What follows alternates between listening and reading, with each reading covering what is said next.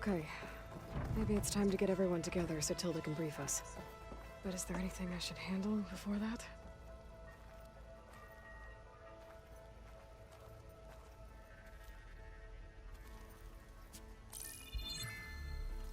All right, people. I need you up in the control room, right away.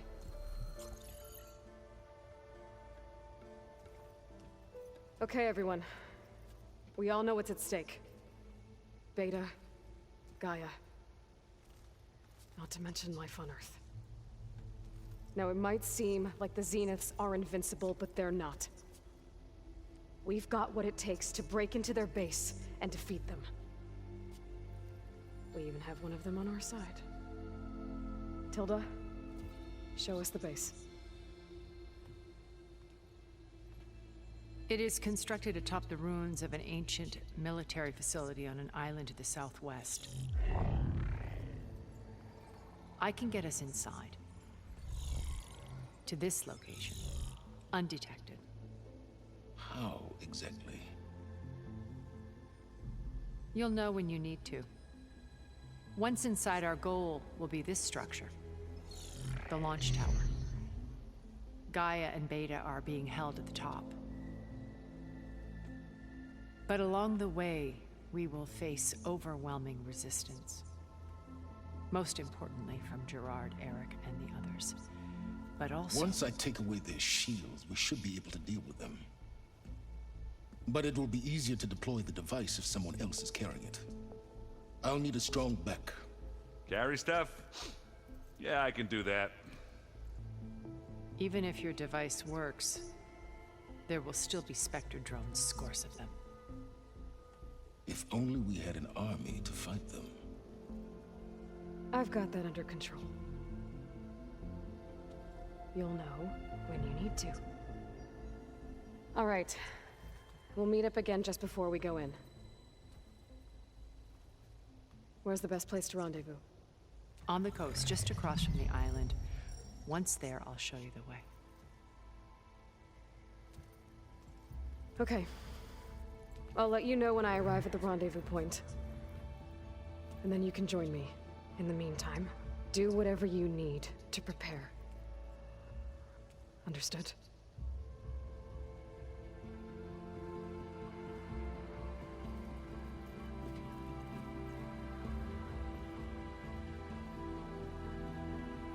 You two?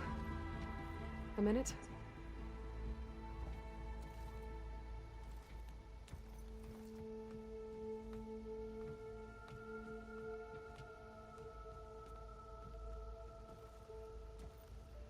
Tilda helped me get in touch with Beta, and she told me something important.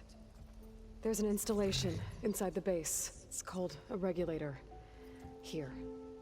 Once we're inside, I need you two to split off from everyone else and destroy it. So you'll have to bring explosives.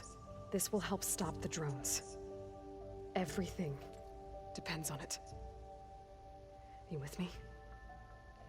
After that, I want you to find a way to infiltrate the Zenith network. How?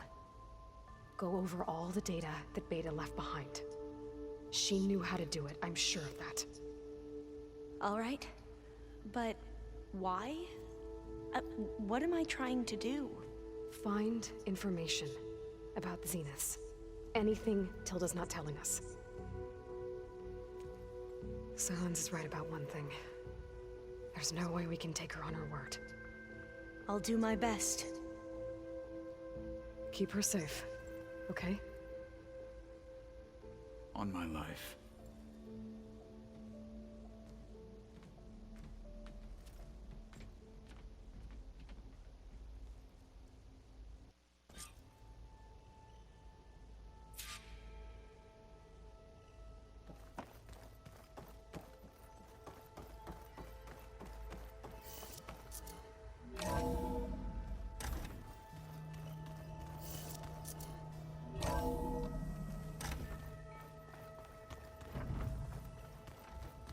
Remember, we need to get Sylens' weapon to the Zenith base intact if we want to take their shields down. I'll be gentle with it, I promise. Good. Without it, there's no payback. Don't worry. Payback's all I think about. We're finally doing this. Never thought I'd be off on a mission to take down a bunch of immortals from the stars. I can hear the drinking songs already. Varl made the right call. You know, bringing you here. Thanks. Yeah, Varl. You know, I never knew he had a sister. I found out a few days before you guys went to Gemini. I was, well, to be honest, I was terrified I'd screw up the mission somehow. So he sat me down for a drink. Just one, mind you. And we talked about family. Vala, Ursa, loss and revenge. How you helped us. You know, we never did get that drink you promised back in the Embrace. And you never told me exactly how your sister escaped the Mad Sun King. I guess we never got round to it. World ending and all. No time like the present, though. If you're up for it.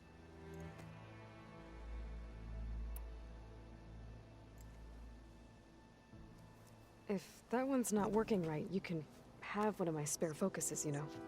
Yeah, little bugger's got some personality, that's all. Saved my butt with those Spectres. Wouldn't feel right to leave it behind now. You know, besides, it goes with my outfit. Wouldn't want to spoil your look.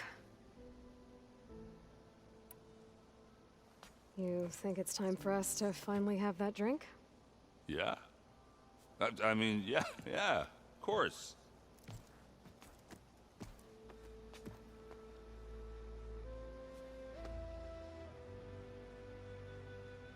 Oh.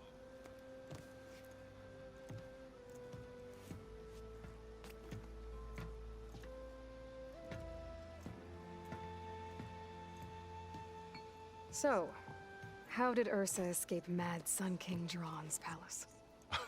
Well, first she had to survive the Sun Ring. See, during the war, the Carja threw a prisoner a day in there. And, you know, for what? To die as sacrifices, fighting machines in a pit.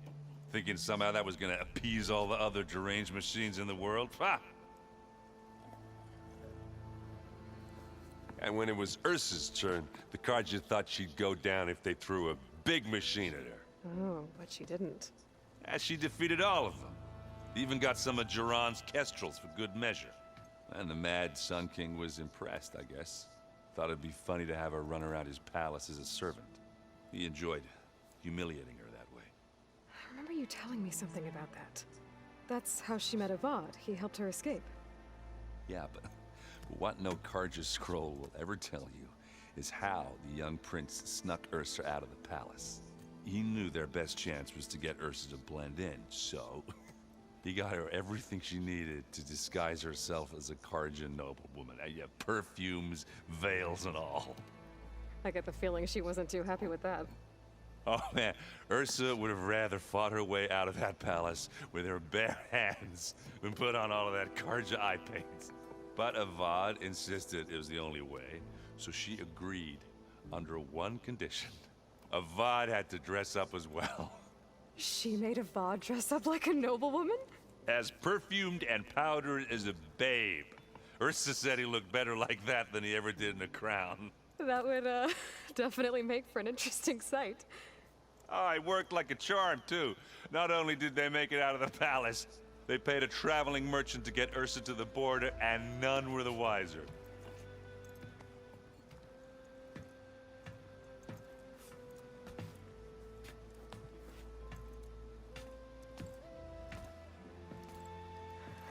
You were right.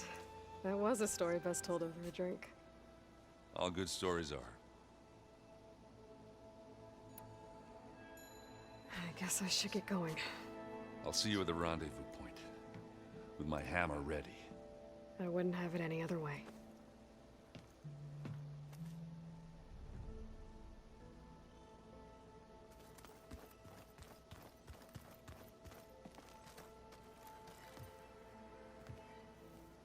I hope everybody's ready for this. Fighting the Zeniths isn't going to be easy. Aloy, nothing you do ever is. At least, now you don't have to do it alone. Thanks.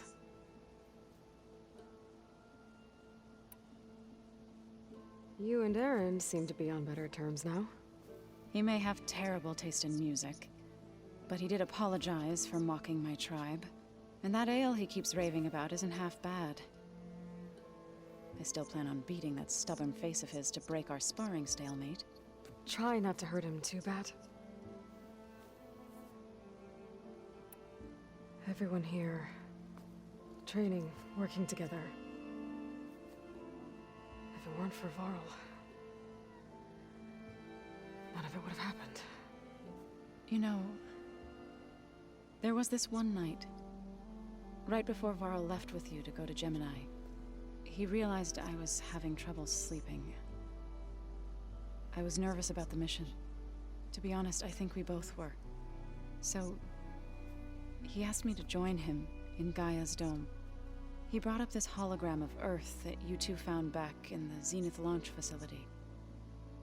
We sat there, just looking at it. I thought about how Plainsong was just a speck on that great sphere. How every corner of it must be teeming with life. And any fears I had about our mission were gone. I miss him terribly. I know.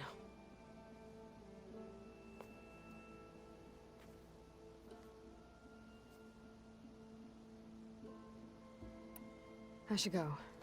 I'll let you know when I'm ready to head to the base. Before you do, there is one favor I would ask of you. What is it? You placed this focus in my care, and gave me the highest calling an Utaru has ever known. If I should fall in battle, I'd like you to be the one to bury my seed pouch. For the both of us. So, Make sure you stay alive to do so. let's just try to all come back home. Okay?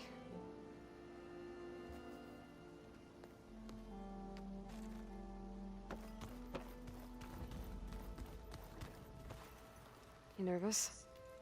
I'd be lying if I said I'm not slightly apprehensive. The plan will work if we all focus on our assignments. Right.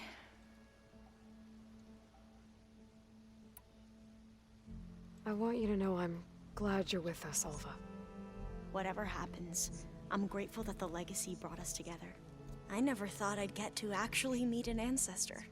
Come on, do I look that old? Katala will protect you inside the Zenith base. I'm not afraid.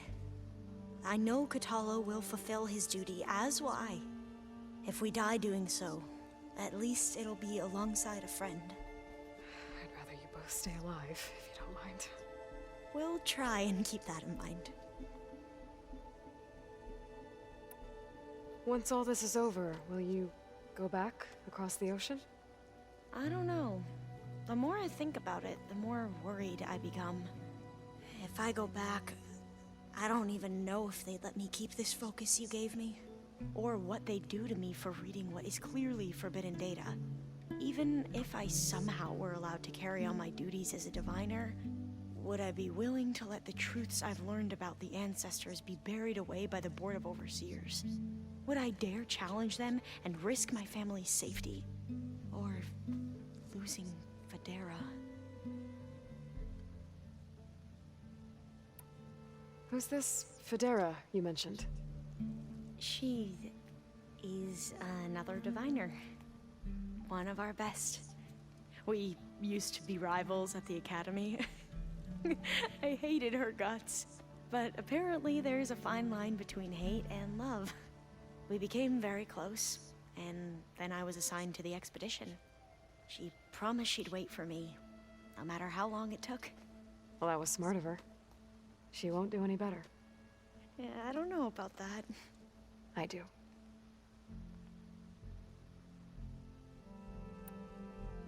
The rest of us should be enough of a distraction to the Zeniths for you to hack into their network undetected. But you'll have to be quick, in case they do. What exactly do you expect me to find, Aloy? I don't know. The truth, if we're lucky.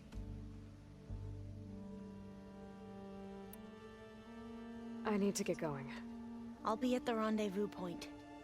May truth lead us to victory.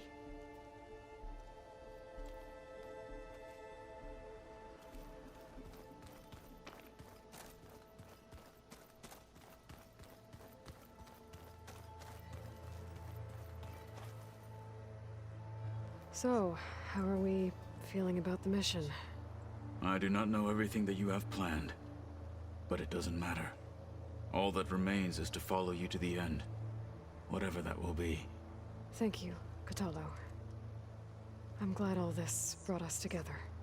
You brought us together, and I am grateful too.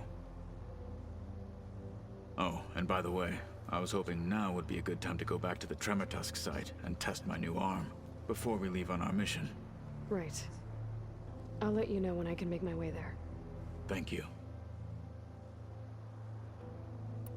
We didn't really get to talk about what happened at Gemini. There was nothing more to say. If he were to Noct, Varl's bravery would have earned him sacred burial at the Grove, among the most distinguished of our tribe's warriors.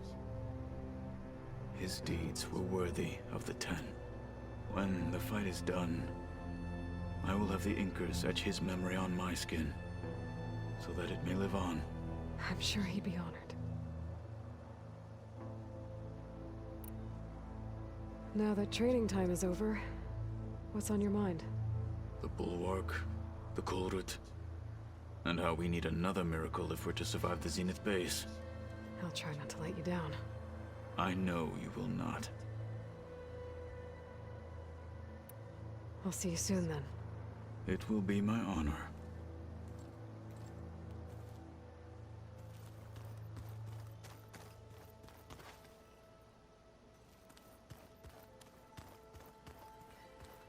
Welcome back, Aloy. Well done, Aloy. Despite my reservations, you managed to secure Sylens and his weapon. You're truly a shining example of Liz's fortitude. I've been thinking about what you said at your house. How you were friends with Elizabeth. It was more than that, wasn't it? Perceptive as ever. You're right, we were together for a time. Okay, so... what happened? I was an orphan. I had always been alone. By my 30s, I was starting to wonder if that was simply my fate in life. And then I met Liz. We kept running into each other at conferences. We'd have coffee. At some point, it became drinks. I thought it was just shop talk, an exchange of ideas, but then I was surprised at how much I looked forward to seeing her. Soon we were flying halfway across the world every other week just to meet up. For the first time, I didn't feel lonely. I could imagine a future where I wasn't. I think Liz felt the same way at first. She had lost her mother a few years back. I filled a void for her.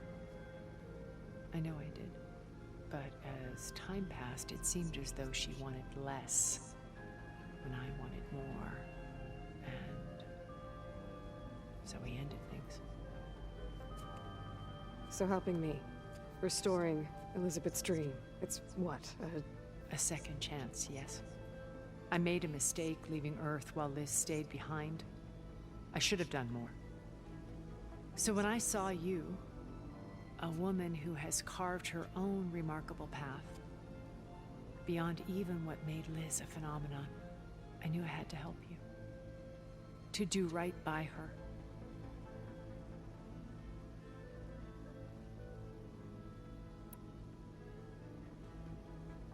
You said before that you're not like the other Zeniths. That you never were. But you went along with all of their plans. Out of necessity. I'm not proud of it. But complicity became a means of survival, both when Earth was consumed and when the colony on Sirius was destroyed. I did what I had to. But I resolved to remain one step ahead of the others, to try to undo what damage I could. Hence the data channel with Beta. The secret passage into their base and the little trick I pulled to save you.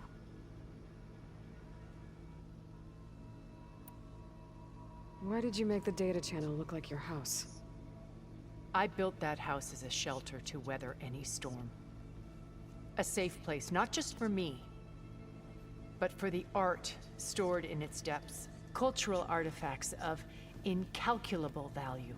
Truly, some of the greatest achievements of human civilization. And you wanted Beta to see them? Yes. Her upbringing was so cold and technical.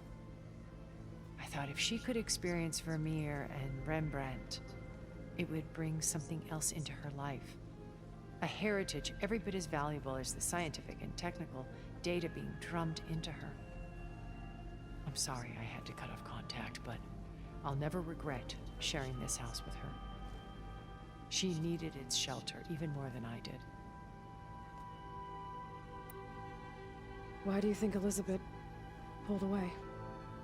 I've wondered that for 1,000 years. She was brilliant, visionary.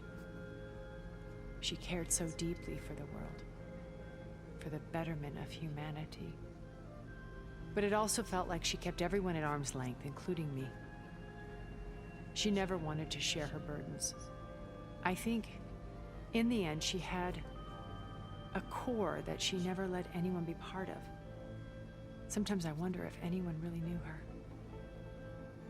I found a recording of you and Elizabeth back in the Proving Lab after Farzineth's attempt to steal Gaia. Yes. A most unpleasant conversation. She said something after the call. I think she regretted how things ended between you. Did she? All this time, thank you for telling me. I've always hated that those were the last words we ever said to each other. And that her last impression of me was as a functionary of Far Zenith, not who I truly am.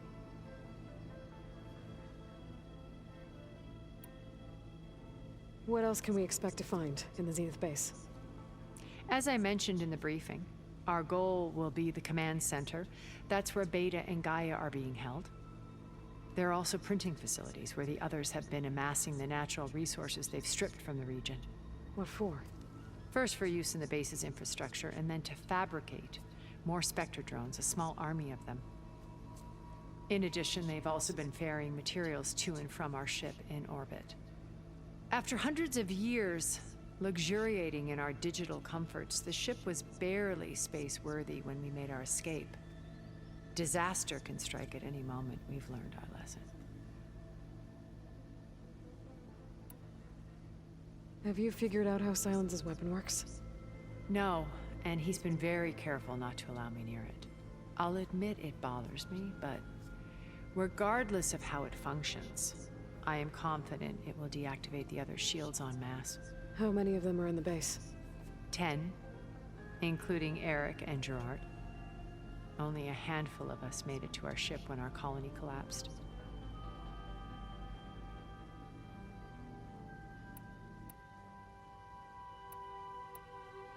What can you tell me about Gerard? He was the head of the world's largest financial conglomerate, and as such had dealings with almost every major corporation. It made him one of the wealthiest people on Earth, and certainly the wealthiest among Far Zenith. What does one person do with that much money? Buy more power, more influence. Gerard's always believed himself to be a refined patrician, able to maintain control with a polished smile. But beneath that exterior is a cold and calculating operator. It was his decision to restrict Beta's upbringing to her digital educators, the avatars of the Apollo database, while we were painted as her benefactors. Well, we'll deal with him soon enough. And the others. I would very much like to see his face when he realizes we've beaten him.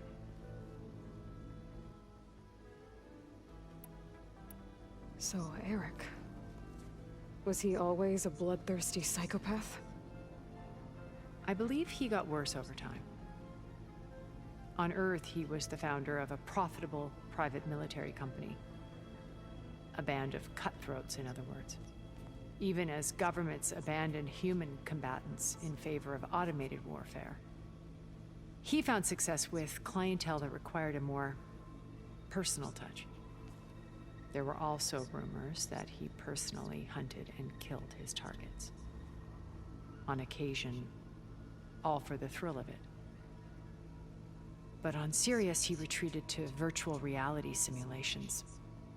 In them, he could go on rampages as violent as he pleased, though I suspect with diminishing satisfaction. All of his tribe believes he was one of the greatest people from the old world.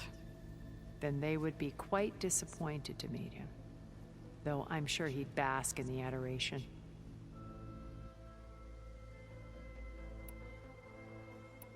When Beta escaped and hid in an ancient research facility, I saw another one of the Zeniths, Verbena. Who was she? A dull star amidst a sea of brighter constellations.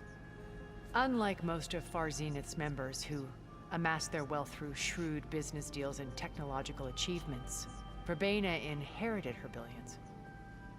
Her father had achieved great success in the luxury holotourism industry. At age 24, she became the world's most eligible bachelorette, branding herself a life designer. Someone who leverages their fame to influence the choice of others. What, like a cult? In a way, yes. Well, she must have done something right to have survived this long. She was her own brand of ruthless. That much is true. But even rats can cling to a vessel for escape. When I was in the ruins of Vegas, I found data on a man named Stanley Chen. I think he was a Zenith. Stanley, ever the optimist. He was one of the good ones. When we established our colony, he built an exact replica of Las Vegas in virtual reality. Lights, shows, gambling, every detail perfectly recreated. And while others cloistered themselves in their own fantasies, he flung his doors wide to everyone. The way you're talking about him, I'm guessing he didn't make it back to Earth? No, he perished when our colony was destroyed. He would have been thrilled to discover that part of his beloved city survived.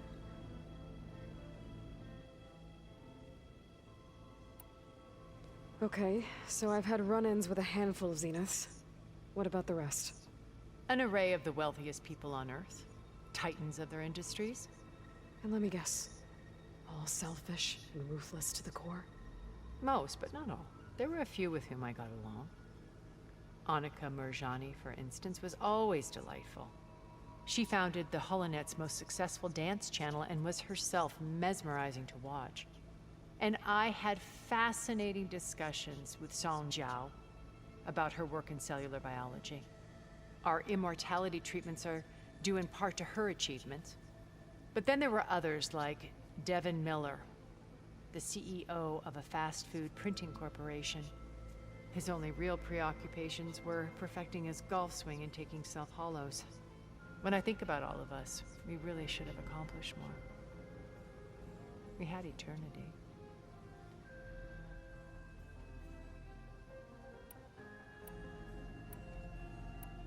Okay. I'll let you know when it's time. I'll be here until then. And thank you, Aloy, for giving me this chance. My past has always been a struggle. More than once I've lost everything. But when I look to the future, I see Liz's dream fulfilled. A universe of new possibilities. Maybe we can make it happen. We will. I won't let anything get in the way. I promise you that.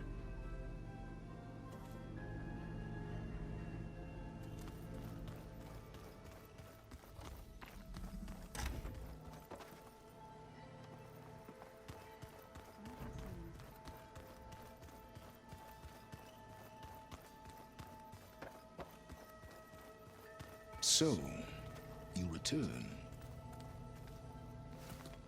Bravo.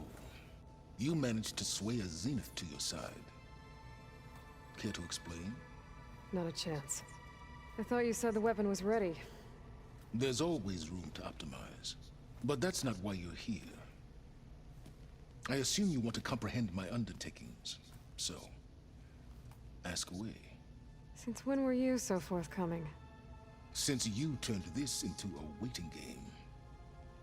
And as it seems you have found modest success, perhaps I'm willing to be generous.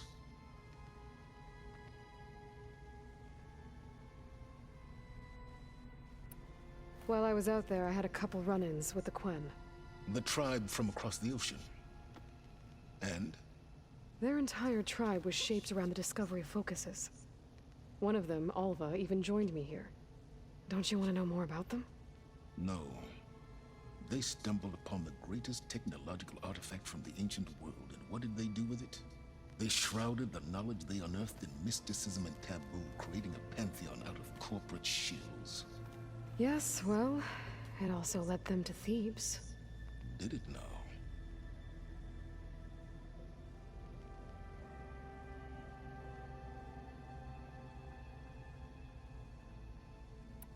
Tell me about the weapon.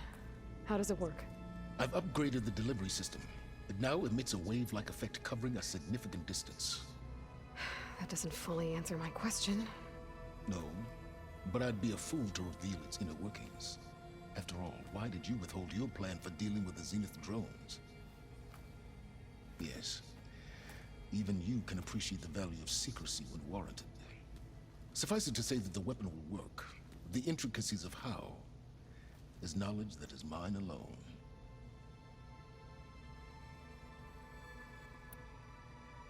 So those run-ins with the Quen I mentioned. On one of them I teamed up with their expedition to search Thebes. We found Pharaoh at the end. You must have needed Omega clearance. So, what was it like? Worse than you can imagine. He single-handedly wiped out collective human knowledge. I'm sure it was still less than he deserved. Let me guess. You would have scraped him into a jar so you could prod his brain, like what you did with Hades. For a start.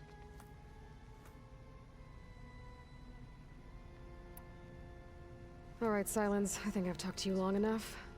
I'll let you know when it's time to go. And try not to mess with Tilda while you're in here, okay? I don't need the two of you butting heads. Ah, yes. About your Zenith ally. I wonder if you understand what kind of person you're dealing with. For someone to live as long as she has, outlast as many calamities, well, your goals may be aligned now, but I'd watch for the moment they diverge. Yeah, I'm aware. Reminds me of someone else I know. Survival is only a necessity to my greater purpose, Aloy. I'd hoped you'd recognize that by now. Do you know something or not? Oh, I know a great deal of things. But on this, just call it a feeling. Oh, a feeling? You mean you finally had one? Huh. Guess even you can change, Silence.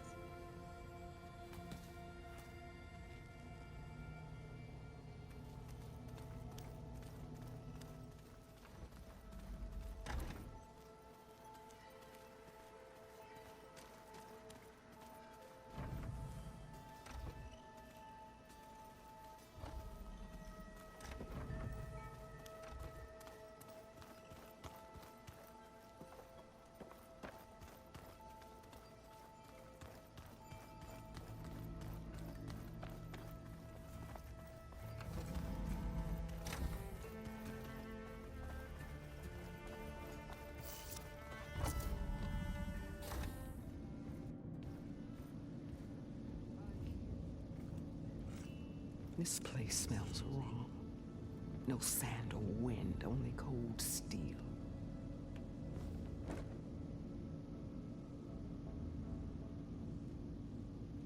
And the others up there, your squad. They can hold their own. And as for this base, it may not be what you're used to. But it is a shelter. Call it what it is. A cage. You came here on your own. For the battle you promised. So for now I wait in my cage for your word. Tell me when to strike.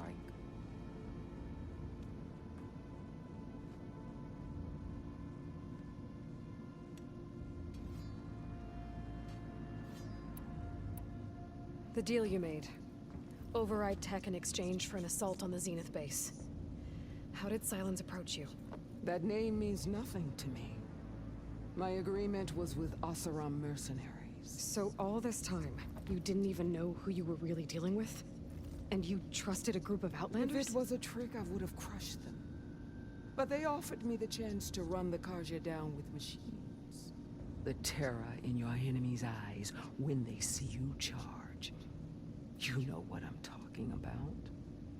I bet you felt it. I don't think so. What about your end of the deal? Would you have honored it? Had I killed Hekarro and become chief, these Zeniths would have been the first of the tribe's victories.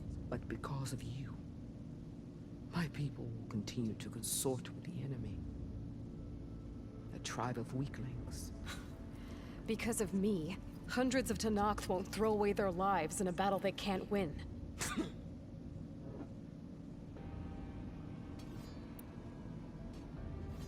The whole time I've been in the West, I've been fighting you and your rebels. I'd at least like to know why. You were among the enemy. What more is there to know? Why did you do it? Dorok, Jiroka, Makalo, and the Karja pushed into the desert to raid our people. My brother's squad was among the first to intercept them. But the Karja captured them, strung them up, and burned them alive as an example. It was too late. I found them by the sound of their screams. So you wanted vengeance? Vengeance? No. I wanted devastation. To tear down the Karja's cities and drown the land in blood. Hunt down every last survivor and grind their bones until the sky chokes on the dust. But my chief betrayed me. Betrayed the Tenakth.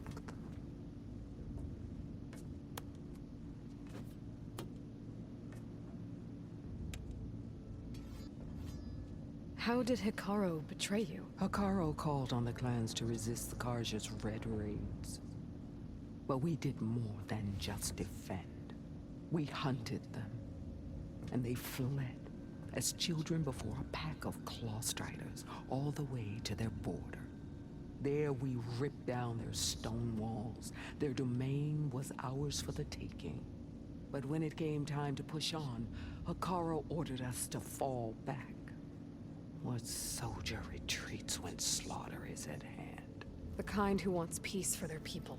Peace is just a lull between vendettas.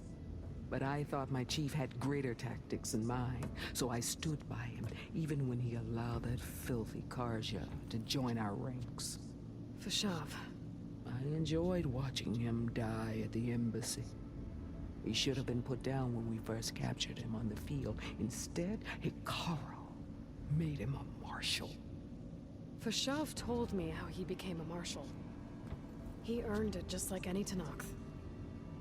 It was an insult. No Outlander can ever deserve to wear our armor, bear our marks. And then a Karja messenger was brought before us. That's when I knew. I had to run my blade through Hekarro and drag his treacherous corpse to the gates of the sun.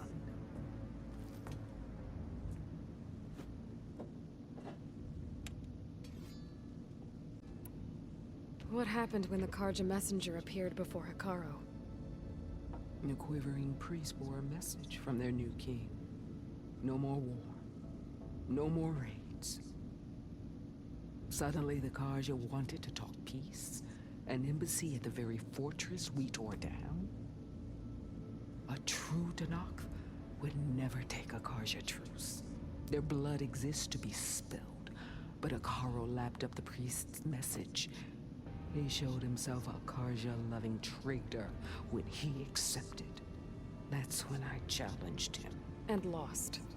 His mercy was just another sign of his weakness. I vowed never to rest until the debt was repaid, with him on his knees before me. So with an army of soldiers and machines at my back, I returned. The day you got in my way.